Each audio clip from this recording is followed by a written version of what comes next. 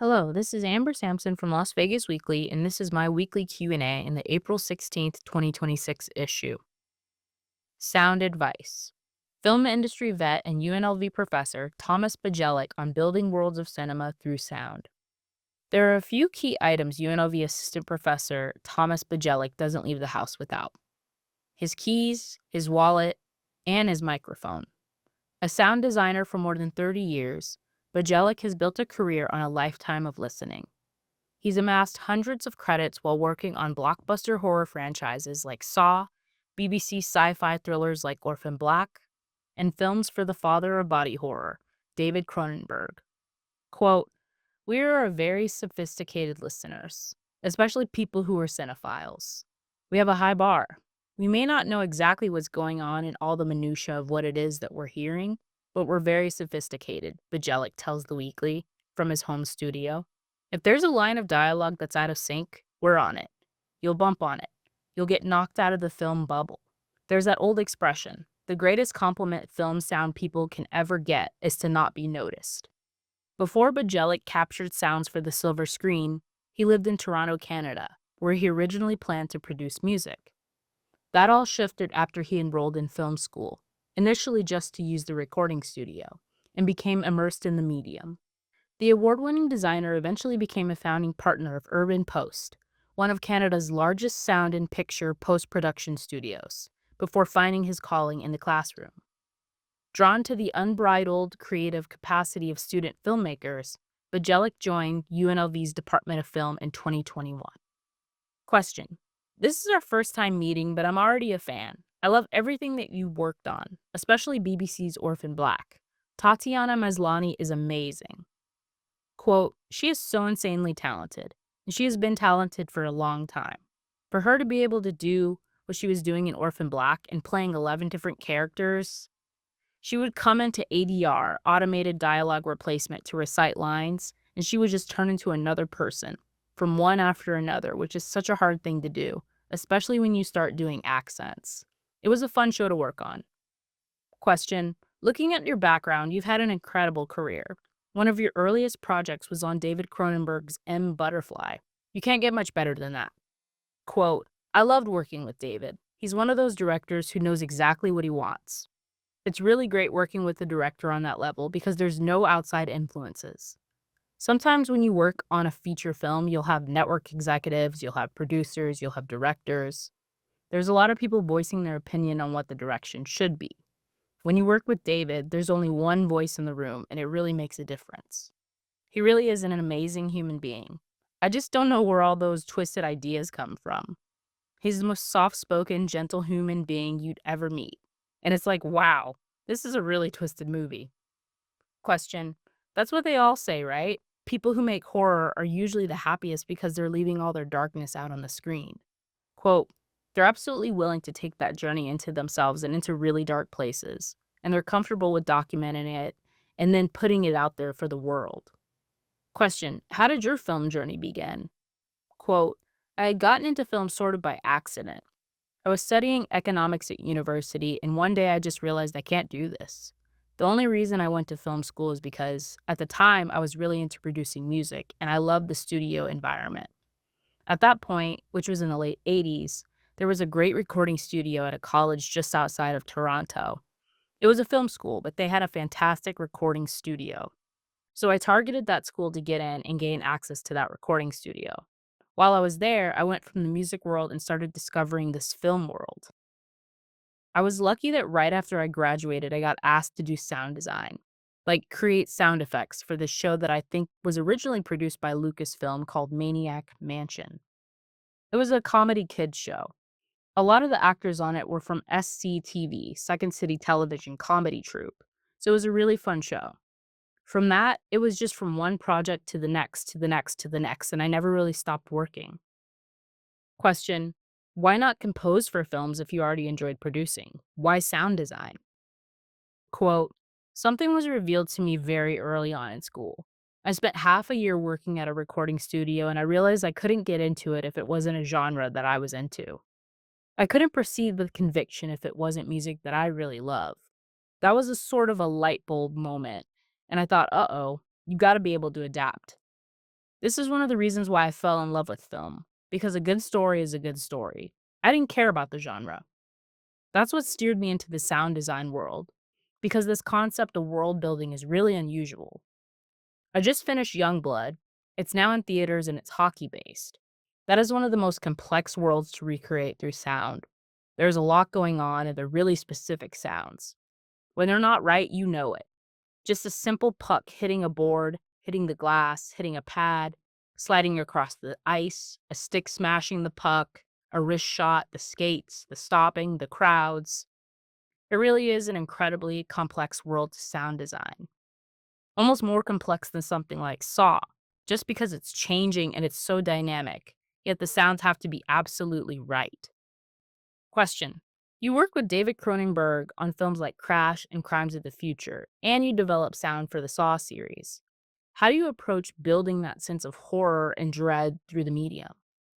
Quote, when a locked picture comes to me, it's a new film. The sound is virtually non existent. We have to build that entire world. It could be anything from a war film to a horror film to a science fiction. Nothing exists originally, and you have to sort of world build in your head. What is this going to sound like? With David, you get some really challenging world building.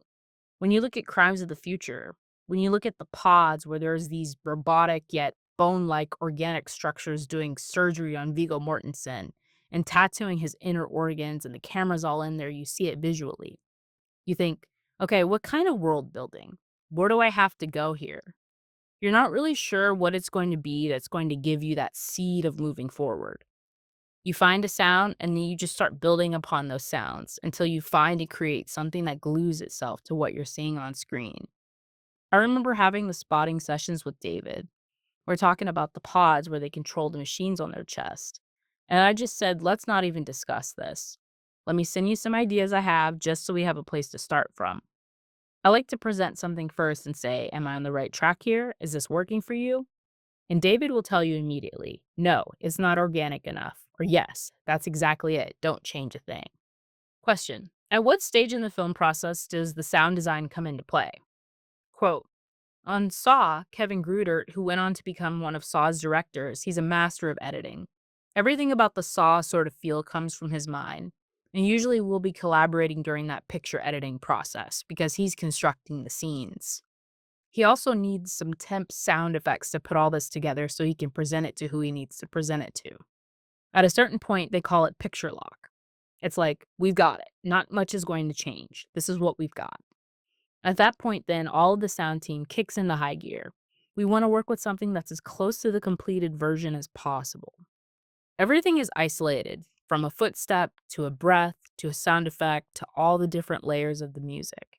Each one can be played at a different level and combined at a different level. I've had many directors tell me the best part of making a film is that final mix, because that's really the first time they see their film come to life visually. They're seeing now all the special effects and the color grading. They're seeing that all there, and then they're hearing perfect sound. They're hearing the score, they're hearing the sound effects, they're hearing clean dialogue, all the Foley.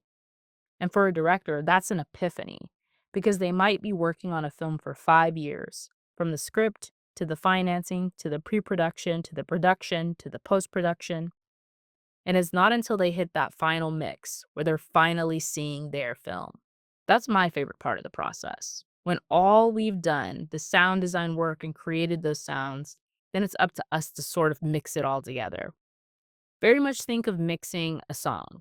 You have your guitars and your bass and your drums, your vocal tracks, backup harmonies, your piano, your keys, your brass.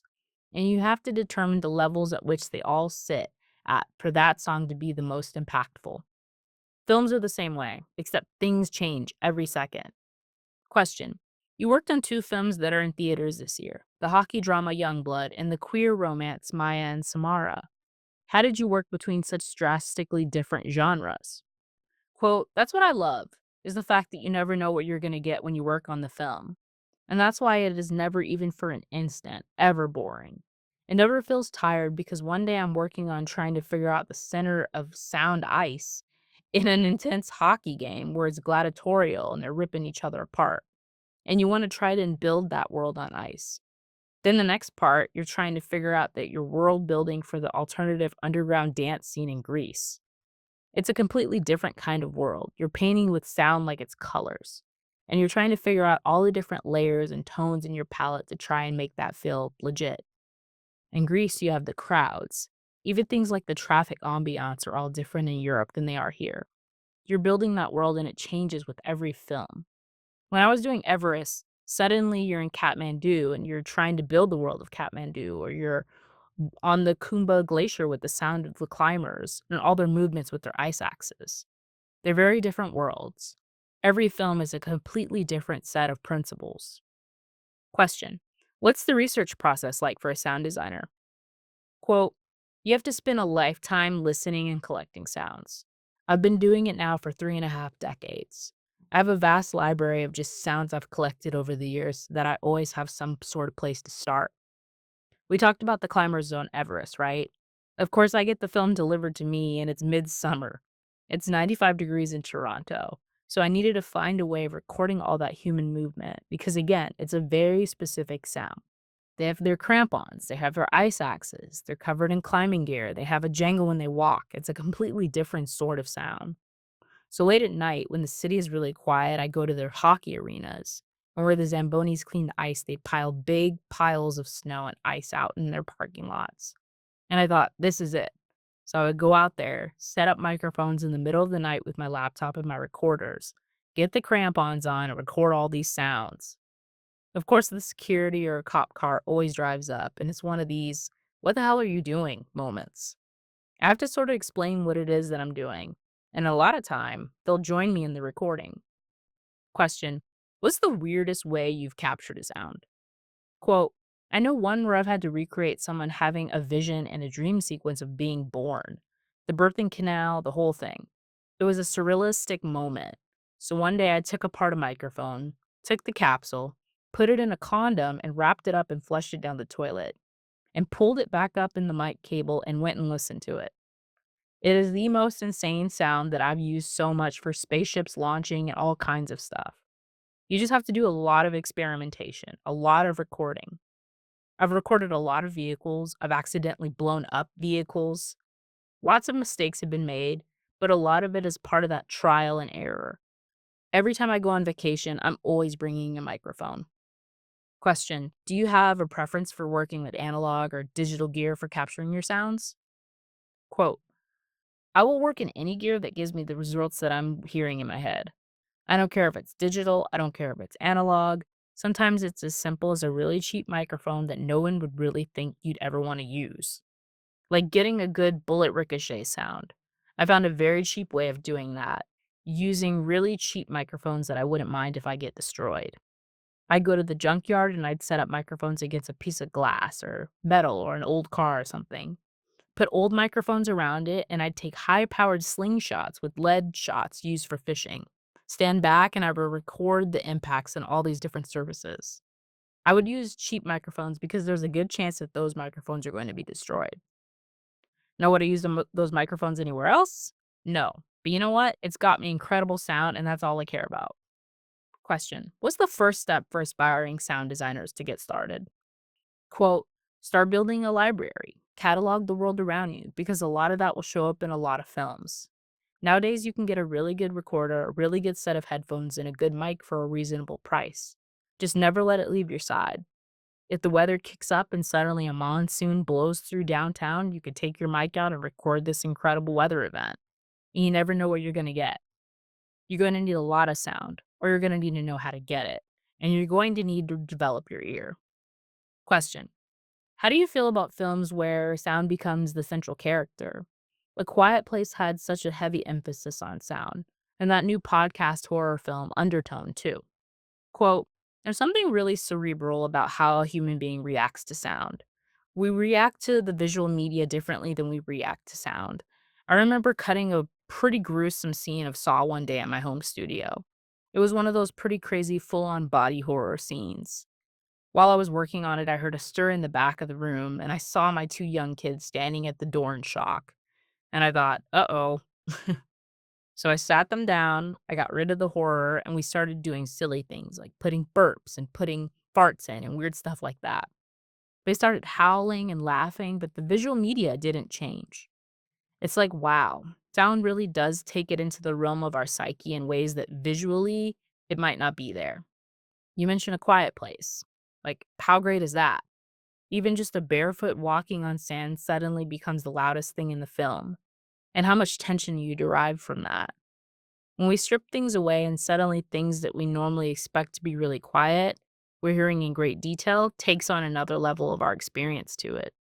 You look at a film like No Country for Old Men, which was originally scored in its entirety. They, during the final mix, decided they would lose pretty much all of the score and took all the realistic sounds that they created, all the Foley, and made that the loudest thing to drive a scene. It's palpable.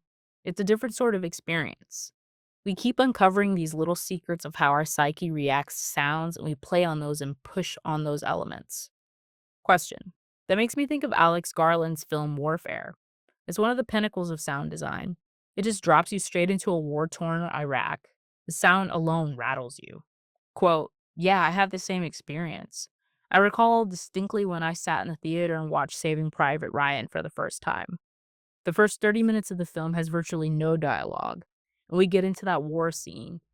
I remember after that scene ended, I think my knuckles were white on the seat arm rails.